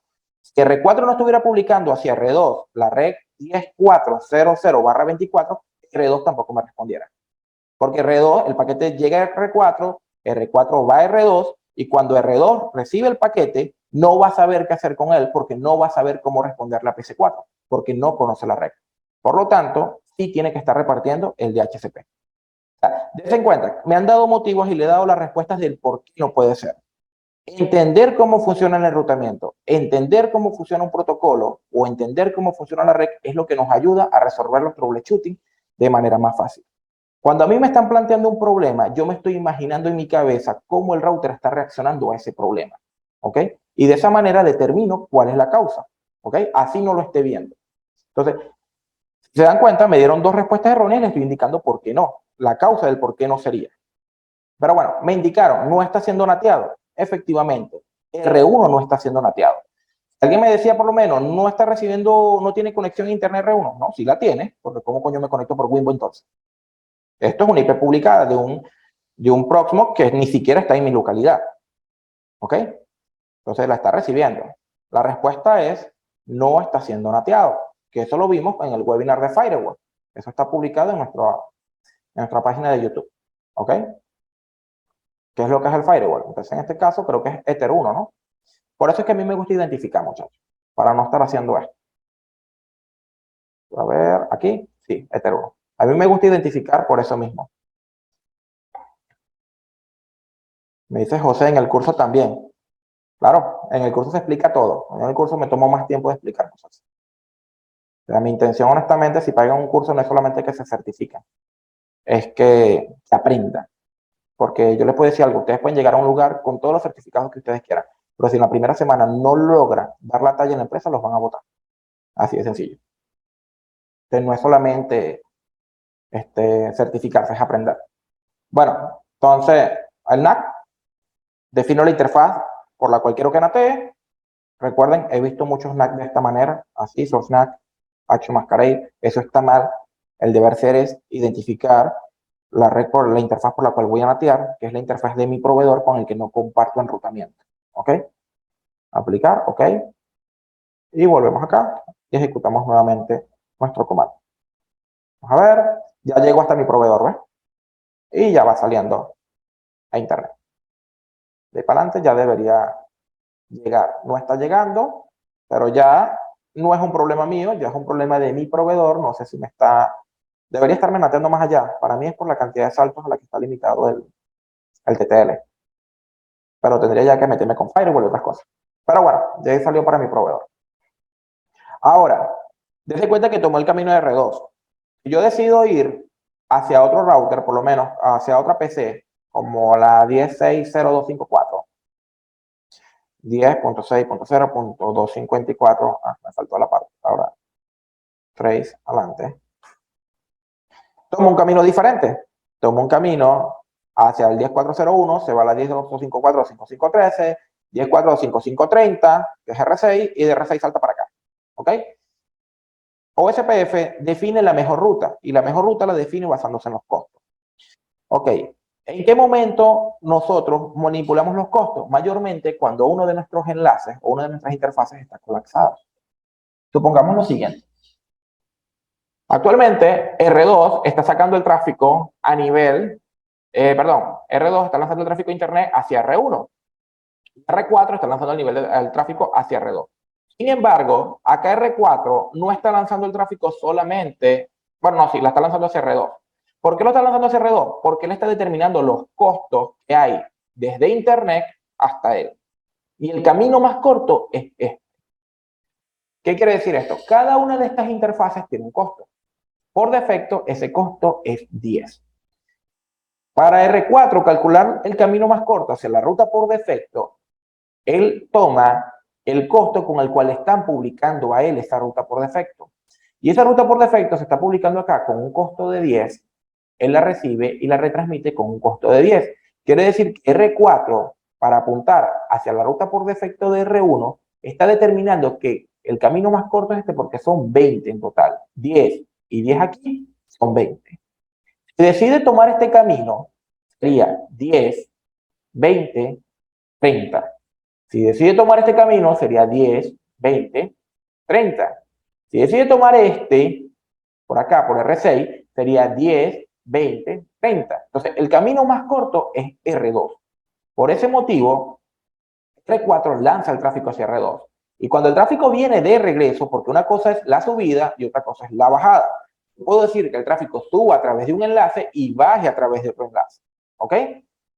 En este caso, la subida la define la ruta por defecto, que es el costo de publicación de acá y el costo de publicación de acá de estas interfaces.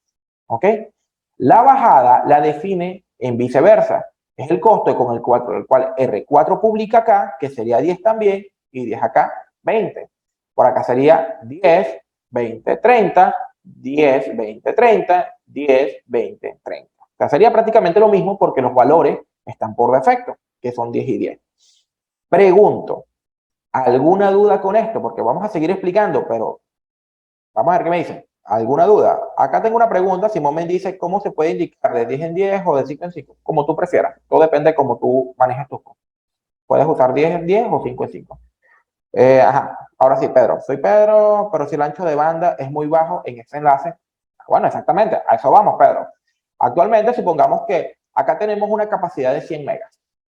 Y digamos que R2 tiene un consumo de 80 megas y R4 tiene un consumo de 50 megas. 80 más 50 son 130, ¿correcto? Entonces, hacer 80 más 50, 130, y tener una capacidad de 100, estoy colapsando el enlace. ¿Ok? Bueno, dame un segundo, disculpa. Estoy colapsando el enlace, sería 130. Entonces, necesito que R4 salga a través de R5, porque por acá tengo más ancho de banda. ¿Ok? Entonces, yo necesito que R4 salga a través de R5. Yo necesito modificar los costos para hacer que este valor, la suma de estos dos links, sea mayor que la suma de estos tres links. ¿Ok?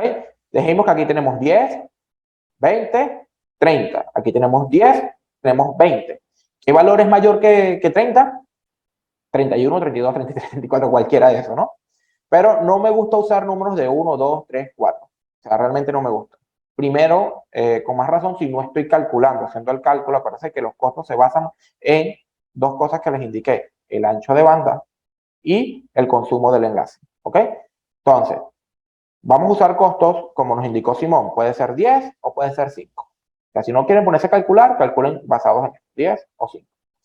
He visto configuraciones donde dicen lo siguiente: bueno, yo quiero hacer que R4 se me vaya por R1. R4 se debería ir por R1. Entonces vienen y hacen lo siguiente. Este es R7, disculpen, vamos a ver. Ok. Este es R1.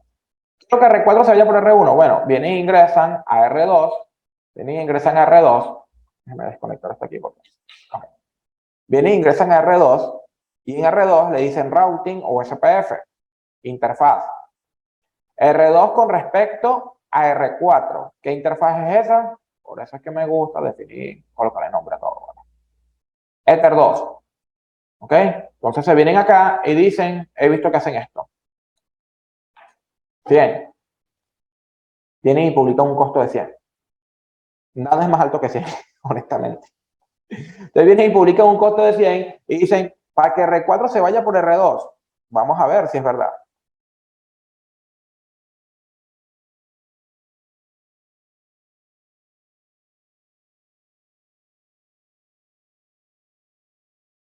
Entonces, la subida y la bajada hay que definir, porque se supone que si está colapsado en un sentido, también debe estar colapsado en el otro, ¿no? R1, a ver, R4 se comunica con R2 a través de la interfaz 1. Le vienen acá, copy, y le colocan acá 100. Vale. Suelen hacer esto. Si efectivamente al ustedes hacer esto, para que levanten nuevamente, al ustedes hacer esto, inmediatamente R4 se va a ir, R4 se va a ir a través de R5, porque él va a sumar 10 y 100, 110, 10, 20 y 30, 130. Perdón, 10, 20 y 10, 30, pues 10, 10 y 10, 30, disculpa. Sería 30. Entonces R4 obviamente va a agarrar por R5. Sin embargo, R4 no va a agarrar solamente por R5. Porque R5 recibe 10, 20, 10, 20. Para R4, él va a lanzar el tráfico para R5. Pero R5 va a ser un equal multicost. R5 va a lanzar tráfico tanto por aquí como por aquí. Porque sus costos son los mismos. 20 por este lado y 20 por este lado. Entonces, si yo hago una traza de ruta desde R4, puede que se vaya por aquí, como puede que se vaya por acá. ¿Ok? Pero lo que les quiero indicar o mostrar es que R4 va a lanzar su tráfico hacia R5. ¿Ves? A través de la interfaz 2, 10.254, 255.18. Pero no solamente va a lanzar su tráfico hacia Internet a través de Ether 2. Supongamos lo siguiente, y les digo porque ya me ha pasado. Entonces, porque vienen y me colocan 100 y 100, perfecto. Todo está bien, todo perfecto, se lanzó para allá, funcionó, como funcionó, lo que está quieto se deja quieto. Pero no es la manera correcta. Ustedes deben subir lo necesario, no deben subir de manera descarada con 100, 100. ¿Por qué lo digo? Supongamos que ustedes tienen un cliente aquí y ustedes tienen otro cliente acá.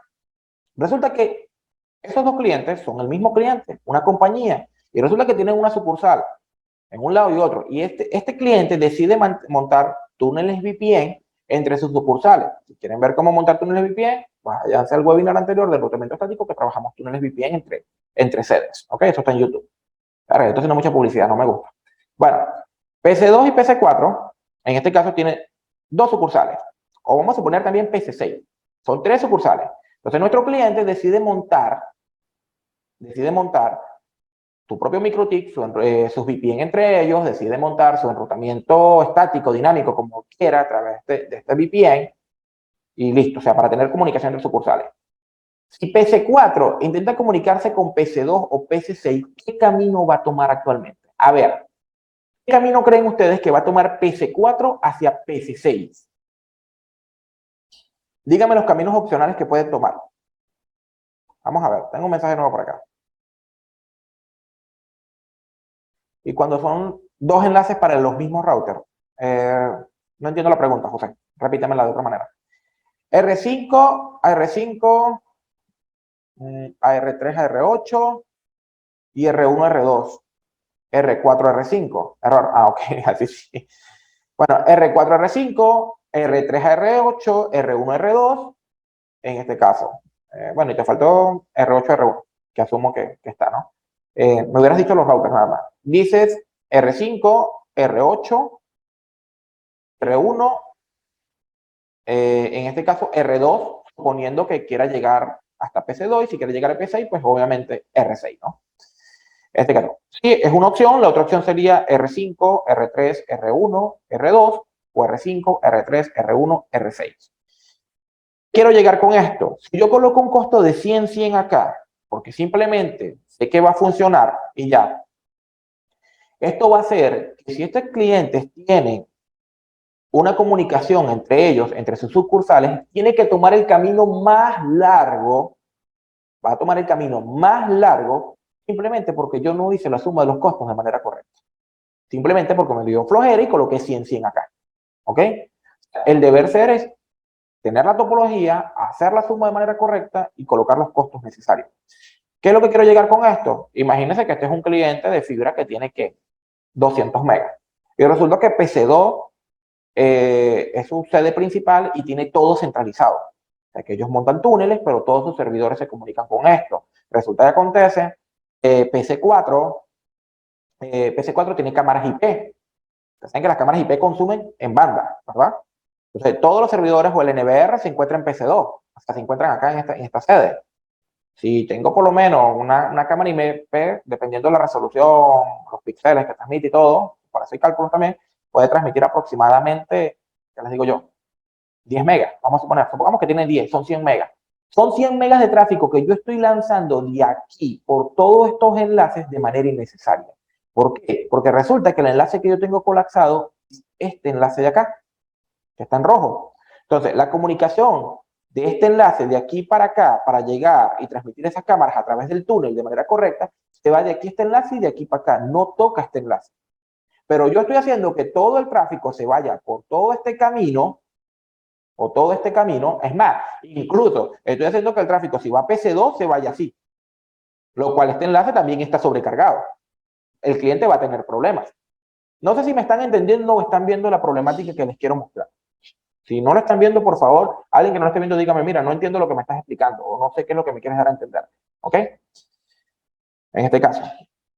Pero lo que les quiero indicar es que si ustedes colocan costo de 100, 100 aquí y este señor tiene dos sucursales conectadas por VPN, necesita de manera centralizada, digamos, cámaras IP que se comuniquen al NVR acá, el túnel va a tomar, el VPN que él necesita levantar va a tomar este camino.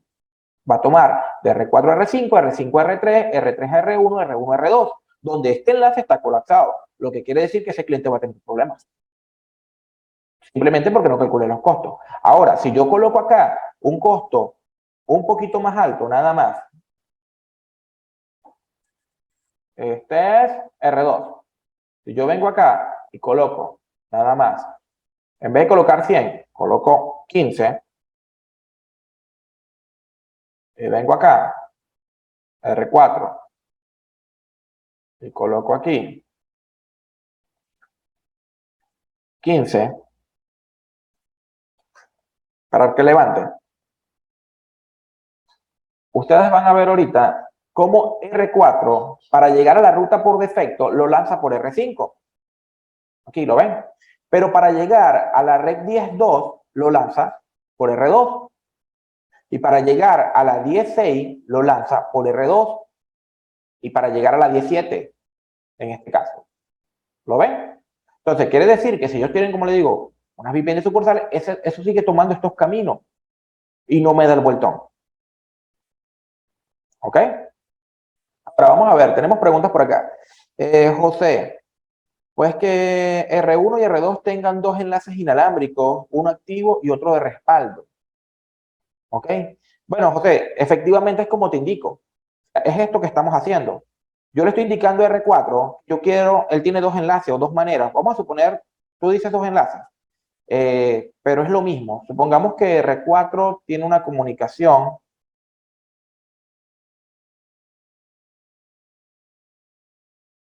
de esta manera. O sea, tengo dos enlaces ahí.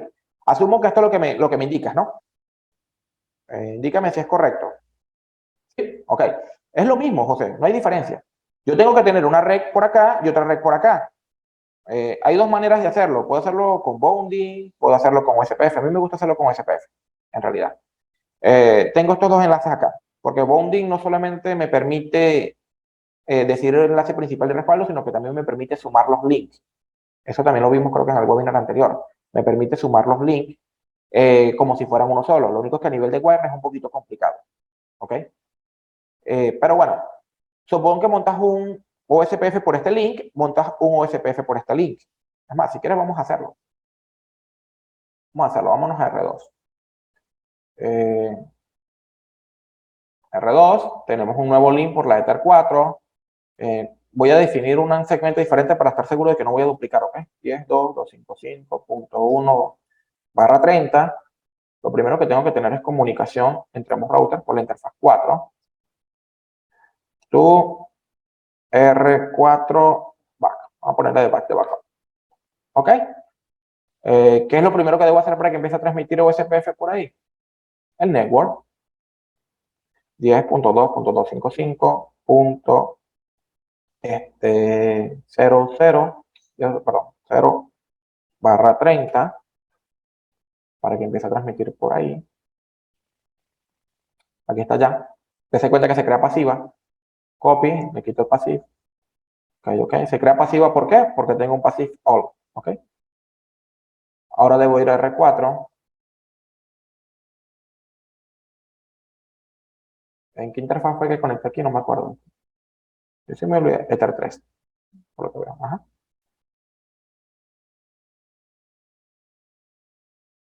IP address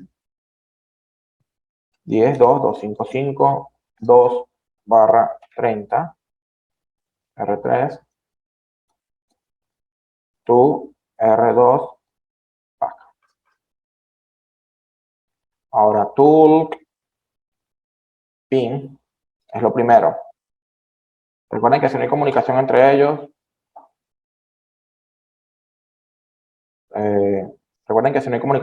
mucho menos va a levantar el OSP. Ya te respondo, Simón. Dame un chance. 10.2.255.0/30. Y voilà, levanta el OSPF con broca. ¿Ok? Está con broca. Si la quiero pasar a point to point, copy. No voy a colocar autenticación ni nada, simplemente pasar a point to point. ¿Ok? Y en R2, copy. Perdón, aquí no es. Point to point. Ok, vámonos a R4. Ok, date cuenta que ya R4 no tiene solamente dos caminos, tiene tres. Ok, tiene uno a través de R2 por el enlace principal, uno a través de R2 hacia R2 a través del enlace secundario y uno hacia R5. ¿Para dónde quieres lanzar el tráfico? Bueno, tú decides. En este caso. Yo le estoy diciendo a R4 que para poder llegar a la ruta por defecto a través del enlace principal su costo es de 15. Quiere decir que no va a poder llegar por ahí. ¿Ok? En este caso. ¿Por qué? Porque es el costo más alto. Si sumamos desde la ruta por defecto hasta R4, aquí tiene 10. En este enlace principal, ¿cuánto tiene? 15. Son 25. ¿Ok? Si sumamos a través del enlace secundario, aquí tiene 10, más 10 acá en el enlace secundario, ¿cuánto es? 20. Si viene y suma a través de este enlace, serían 10, 20, 30. R4 va a tomar el camino a través del segundo enlace que montamos, porque tiene 10, 20. En caso de que este enlace falle, va a tomar este enlace. ¿Por qué? Porque sería 25. Y en caso de que este enlace falle también, tomaría este, que sería 30. ¿Estás bien? ¿Lo estás viendo, José? En este caso. Además, aquí tuvimos un error. Sumé los costos mal, ¿ves? Sumé los costos mal porque yo dije que el enlace se tenía que ir, la ruta por defecto se tenía que ir por acá. Al yo colocar 15 aquí, son 10 y 15, 25, sigue siendo más bajo que acá. Ya, muchachos, estoy malo en matemáticas. Les estaba explicando los costos y sumé mal. El deber ser era que acá en R2, aquí no sea 15. Es más, si nos vamos a R4, date cuenta que debe estar tomando el camino por la Ether 1 hacia la ruta por defecto. A ver. No, lo está tomando a través del secundario. Supongamos que este enlace yo quiero que sea el tercero. Bueno, le sumamos acá 25. 25 más 10, ¿cuánto es? 35. Sería más alto que el 30 del Ether 5, ¿correcto? Y aquí sería en la Ether 3, si no me equivoco. Se me olvida por no. Sería 25. No, perdón, aquí no es en la R3, aquí es en la R4. Porque este es router 2. 25 acá. Y aquí 25 acá. Aquí sumé mal de nuevo. No, coño, estoy confundido de router, disculpa. Este es R4, ajá, 25 y 20, 25. Entonces, ten en cuenta como R4 ya el tráfico lo va a lanzar hacia el Ether 1, que el Ether 1 es el que tiene 25. Si quiero lanzar quiero que se vaya todo por acá y estos estén de secundario, pues bueno, aumento el costo en este y automáticamente se me va a ir para este y decido entre estos dos quién es el principal. ¿Ok? Y para que sea como un bounding, pero con OSPF, para que sea un bounding con OSPF sería equal multicost. Ambos deberían tener el mismo costo. O sea, la suma aquí son 10. Estos dos deberían tener lo mismo y estos dos deberían tener lo mismo. Sin embargo, no es un bounding, es un equal multicost. Ya vas a ver. R4. A mí me gusta así los webinars, muchachos, que pregunten. Porque si preguntan, explico. Ustedes son los que tienen las dudas. Realmente. 10. 10. Recuerden que estoy modificando ambos costos, ¿ok? Algo que deben entender es que la modificación de ambos costos no se suma. Yo estoy modificando en R2 y R4. No quiere decir que porque yo estoy colocando en R4 10 y aquí 10 ya tenemos 20. No. Uno define la publicación de subida y otro la publicación de bajada. O sea, uno define con qué costo va a recibir R4, con qué costo va a recibir R4 la ruta por defecto desde R1 y el otro costo define con qué va a recibir, con qué costo va a recibir R1 las rutas que reparte R4. O sea, uno es para definir el tráfico de subida y otro es para definir el tráfico de bajada. Lo único es que, les soy sincero, mayormente por donde subimos el tráfico también baja el tráfico. O sea, por eso lo hago de esa manera. Pero no siempre es así. ¿Ok? Ahora, date cuenta que coloqué los mismos costos en ambos. Lo que quiere decir que aquí, ¿con qué costo va a recibir el R4 la ruta por defecto? 10 más 10 de este lado, 20 lo recibe por este enlace. 10 más 10 de este lado, 20 lo recibe por el otro enlace. Y por aquí recibiría 10, 20, 30. Lo que quiere decir que estos dos reciben el mismo costo. Y ahí es donde te hace lo que se conoce como equal multicost. Donde él dice, para llegar a la ruta por defecto tengo dos caminos activos y uso los dos. Uno que apunta hacia R2 y otro que apunta hacia R5. Y si yo me voy al router principal, se cuenta que él dice, las redes que me publica el router 4, 10400, tienen dos caminos. Bueno, en este caso el 105, perdón. Al 105. Debería ser la 104. Ah, no, mentira. Él sigue recibiendo igual, porque al final R1 tiene un solo camino hacia R4 con respecto a este enlace. Los dobles enlaces lo tenemos aquí. En este caso sería R2. O sea, si R1 quiere lanzar tráfico a R4, se lo envía a R2 y R2 lo lanza entre estos dos enlaces. Dese cuenta. y route. Para llegar a las redes que me publica 10.4, tengo 10.4 e incluso 10.5, miren. Tengo dos caminos. Puede ser el enlace principal o el enlace secundario. Si uno cae, inmediatamente el otro queda activo solo. Entonces, mayormente, con la pregunta que me está haciendo José, si quieres un principal y un secundario, mayormente se colocan así. Siempre y cuando ambos enlaces estén buenos, ¿no? Se colocan así, que lo lance por los dos. Así sumo la cantidad de tráfico que puedo pasar entre los enlaces. A ver, sigamos leyendo preguntas por acá, José, ¿y para qué sea un bounding? Ok, con SPF, con SMP. Una pregunta que creo va a ser algo obvia, pero realmente no le he puesto atención 100%. Dicho, te olvido, ok. Me imagino que era la pregunta con respecto a los costos, que como les digo, dense cuenta, vamos a cambiar los costos de un solo lado. Ok, vamos a colocar Ether 2, vamos a ponerle un costo de, vamos a exagerar porque no quiero sumar costos, ok. Vamos a poner un costo de 30 por Ether 2 y un costo de 4, de 10 por el enlace secundario. Dense cuenta cómo aquí él sigue diciendo ahora que para poder llegar para poder llegar a las redes de 4 y 5 lo lanza por un solo enlace, por el de Ether 4. ¿Por qué? Costo más bajo, 10. Pero si yo me voy a R4, él sigue diciendo que para llegar a la ruta por defecto, a las redes de R1 o incluso a las redes de R2, puede lanzarlo por ambos. ¿Ves? Porque de este lado sigo teniendo los costos del mismo tamaño. Eso me imagino que era la pregunta de Luis, en este caso. ¿Alguna otra duda, muchachos, acerca de OSPF? De área única, ¿no? Con respecto a área única. Bueno, si no hay ninguna otra duda, creo que es todo por el día de hoy. Falta USPF multiárea, muchachos. He estado un poco ocupado de trabajo. Voy a hablar con María a ver si podemos coordinarlo lo antes posible para que no perdamos el hilo.